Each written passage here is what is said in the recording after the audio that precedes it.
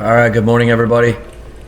I'm Teigeler, illustrator for a bunch of popular independent role-playing games. And this is from Squiggle to Snakeman. So hopefully you enjoy this process. If you do, like and subscribe. Check out my Patreon, Instagram, Facebook. All the links are below. Have a good day. So here you can see I'm just starting with a scribble basically in shape, and I'm thinking about what it could be, and I get the pencil going. Obviously the top part here looks like the head of a snake, so going with that. Kind of marking gently the place where the eye would go. Not using any reference for this, just because I wanted it to be sort of a free-form sketch. I've drawn enough snakes that I should be able to get the image of a snake pretty well in there. The lower jaw of a snake is always the toughest part because it does open quite wide to accept varmints and men if they're big enough. So I'm etching in, getting the shape of its neck down in there, and then trying to figure out, I was thinking that this was going to be like a cloak he was pulling across him because it's such a sharp diagonal line.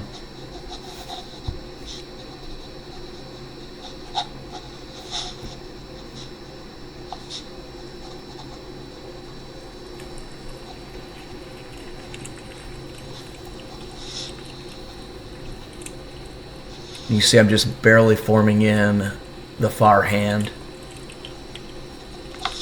The hand that's pulling that cloak across its body, so it's going to be the left arm of this snake pulling the cloak across its body here. Getting in the wrinkles.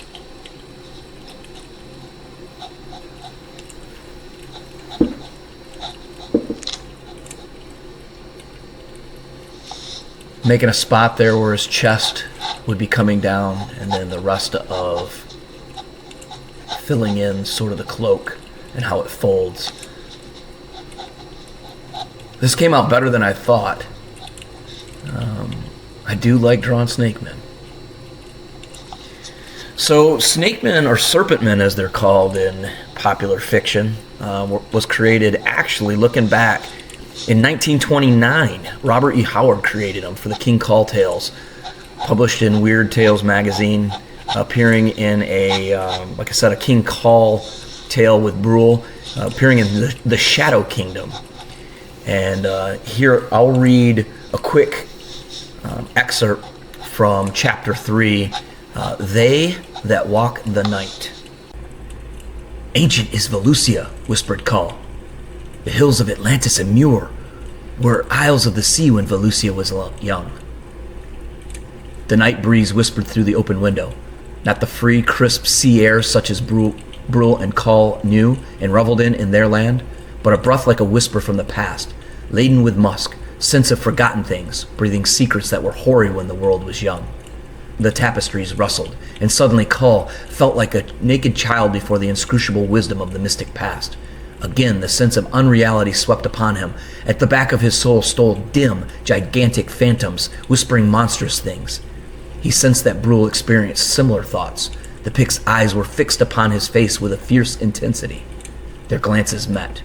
Call felt warmly a sense of comradeship with this member of an enemy tribe.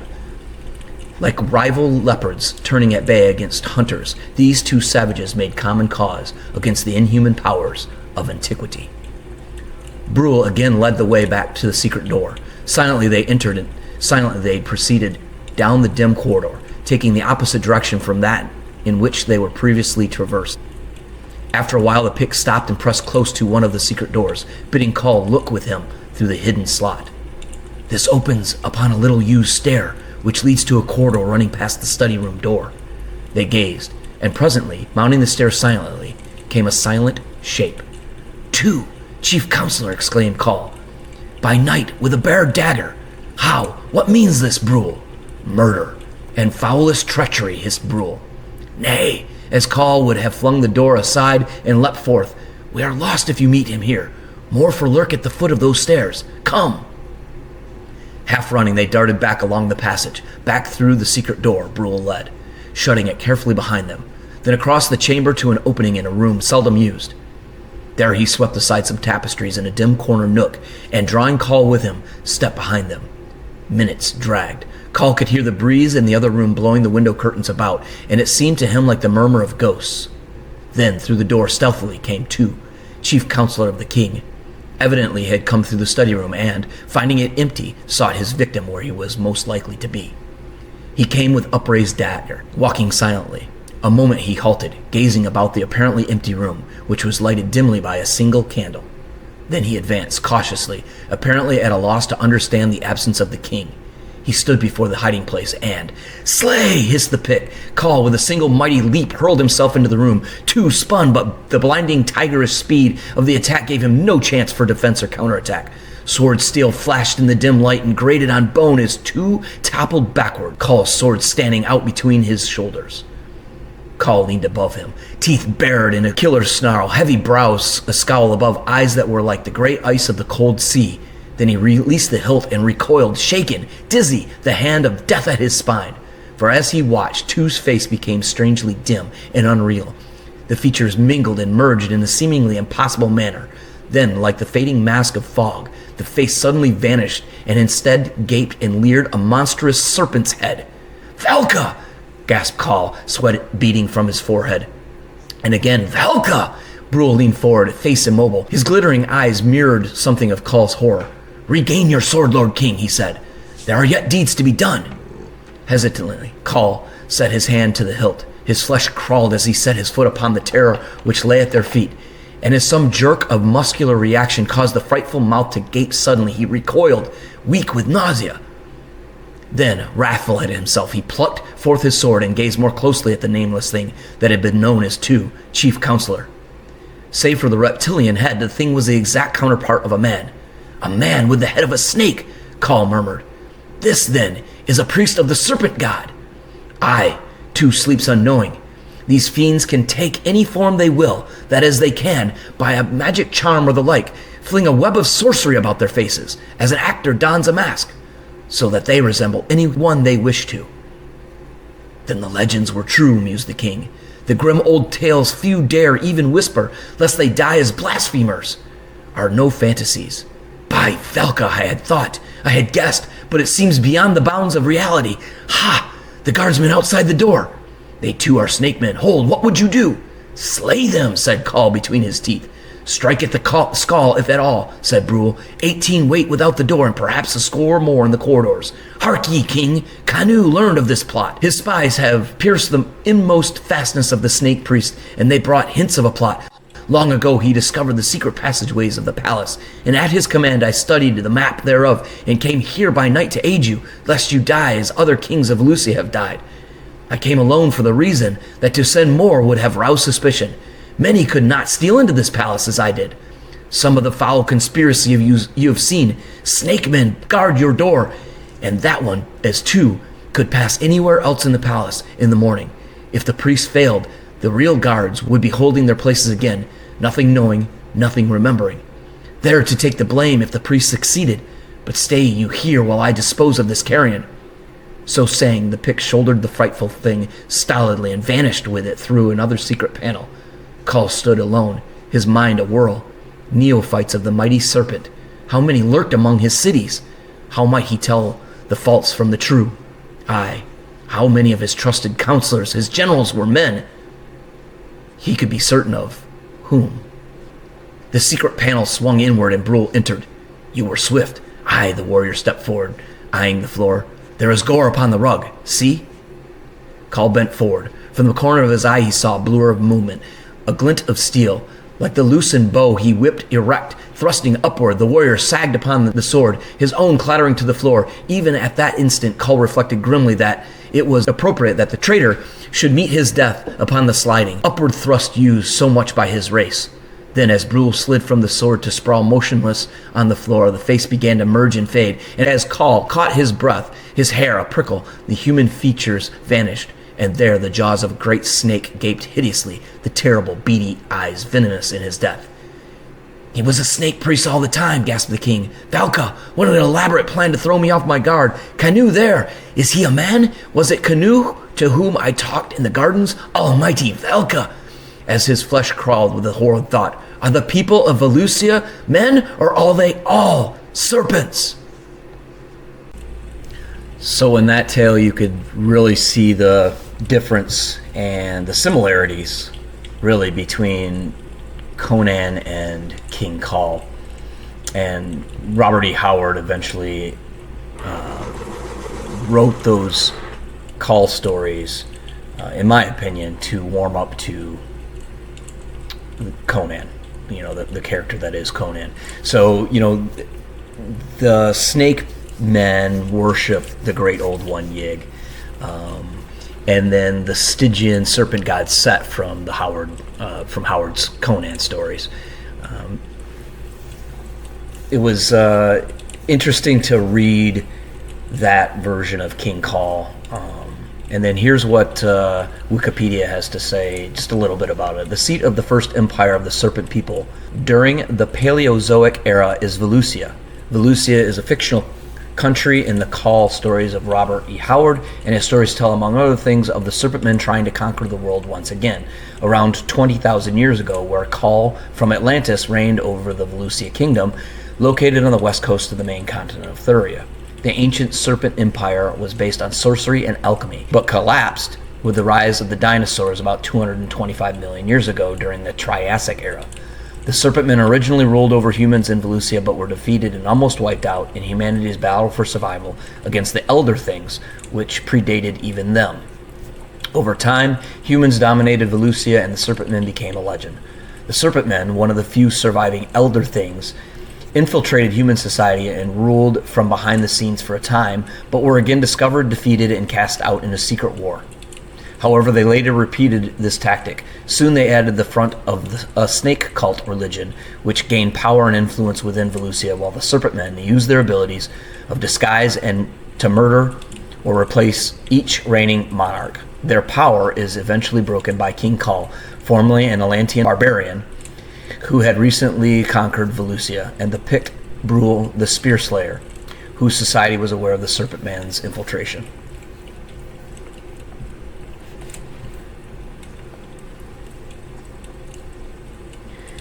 So in Howard's stories, Serpentmen are humanoids with scaled skin and snake-like heads. They possess magical abilities, the most common of which is the use of illusion to disguise themselves as a human.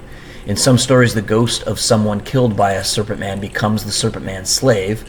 Due to the shape of their mouths, Serpentmen cannot utter the phrase Ka Nama Ka Lajerama. Howard's character Cole uses this phrase as the shibboleth in the story The Shadow Kingdom. Creatures unlike their kin and predecessors have the bodies of giant serpents and the heads of human beings with smaller snakes for hair like Medusa. Man serpents have hypnotic gazes and lethally venomous bites. So that's the difference between Howard's Serpentmen and man serpents.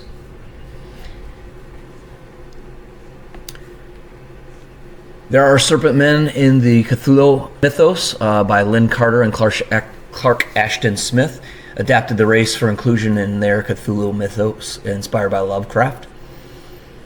In The Nameless City and The Haunter of the Dark, explicitly mentions Serpentmen of Velusia as being one-time possessors of the shining trapezohedron.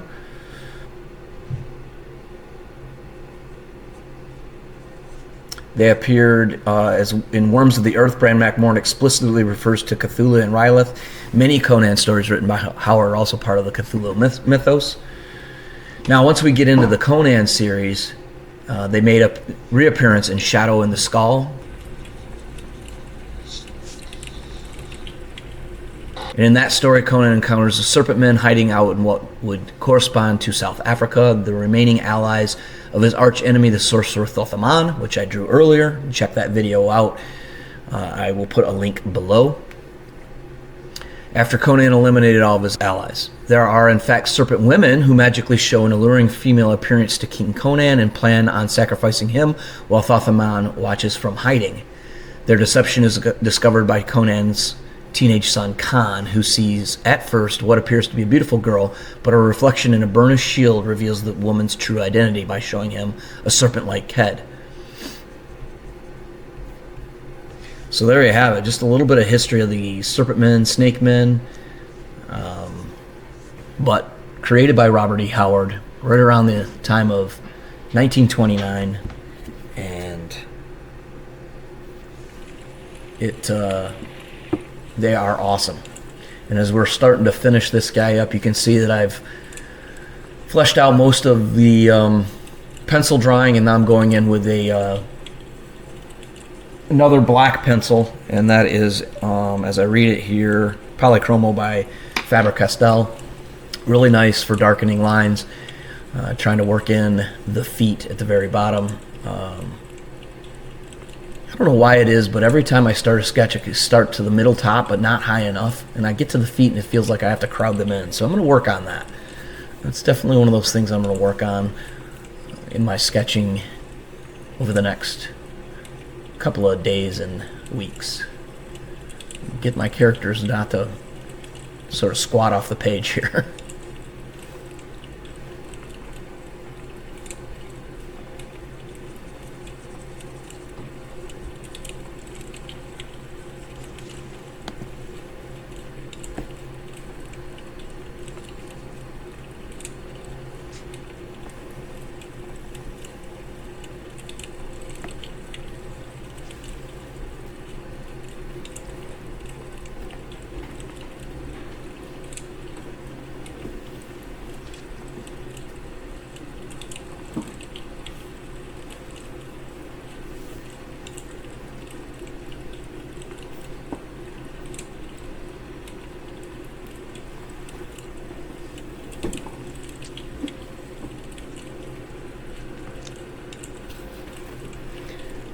And seeing as how I read from Howard, I might as well read from Jeffrey Talanian from the Hyperborea Referee's Manual. Long before mankind struggled up from the lowly depths of apedom, this semi-anthropoid race of reptiles ruled the continent of Hyperborea. They built vast cities of crystal and stone, and throughout millennia they knew conflict with the crabmen, elder things, fishmen, great race, and the Migo. Whether the Snakemen, not even the wisest of sages can say, for their epoch ended long before the rise of the Hyperborean race of old Earth. They slithered to the bowels of Underborea like worms of the earth, and for untold ages went unseen. But lo, in the most unhallowed corners of Hyperborea, the hated Snakemen have materialized, taking the guise of sages and assuming advisory positions to knights and nobles, kings and overlords. In their true form, snakemen have vaguely human bodies, though with snake heads and long tails on which they ambulate. They are covered in articulated scales of variable color. They may ambulate as humans do, though with awkward swaying gaits, but are faster when they drop to their bellies and slither. Snakemen are highly intelligent, and they speak in a sibilant tongue that humans cannot duplicate.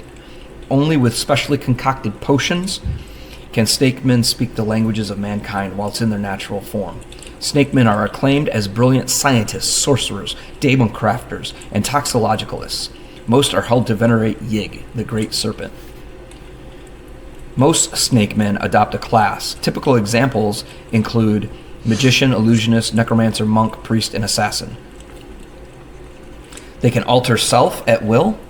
They can command serpents. Snakes and giant snakes obey the will of snakemen without question. Thus, snakemen often have asps, spitting cobras, or vipers in their presence. They have infrared vision up to 60-foot range, and they are venomous. And I love this picture by both Ian Bagley and Val Semex in the Hyperborea Referee's Manual. Great stuff.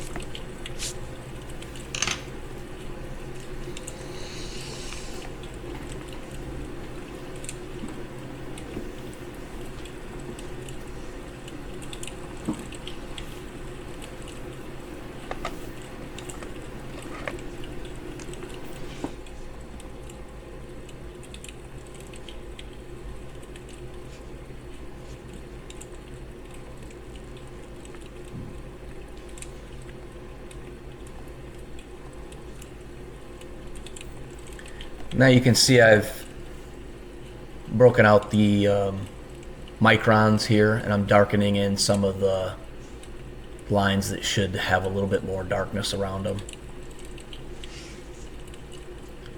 Typically along the bottom lines and bottom edges of everything, kind of just darkening in everything and making sure that it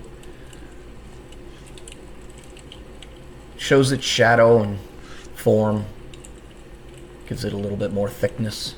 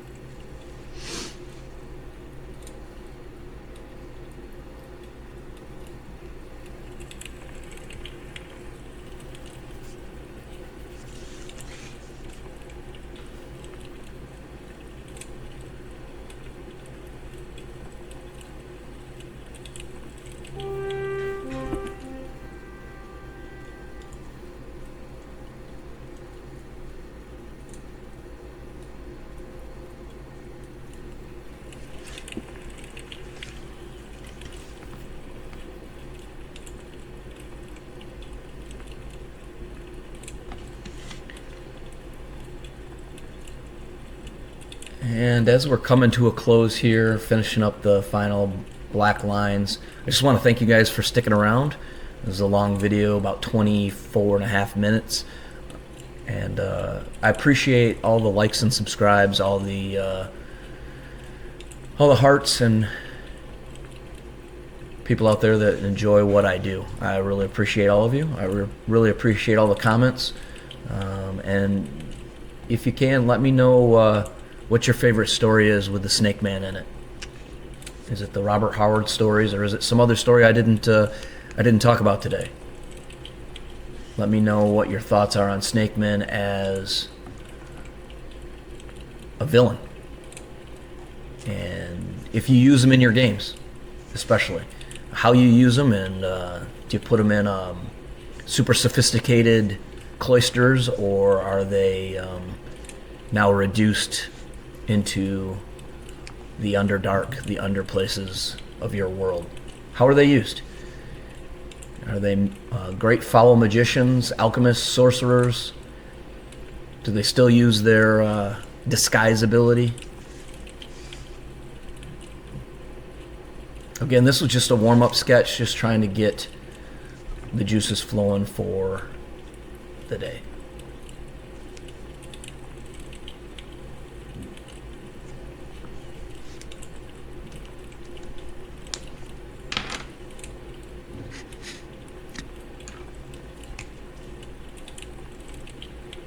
Throwing in the final piece, the signature. Hey, I appreciate all of you. Again, check out my Patreon, my Instagram, my Facebook. All comments are appreciated, and I respond to everybody.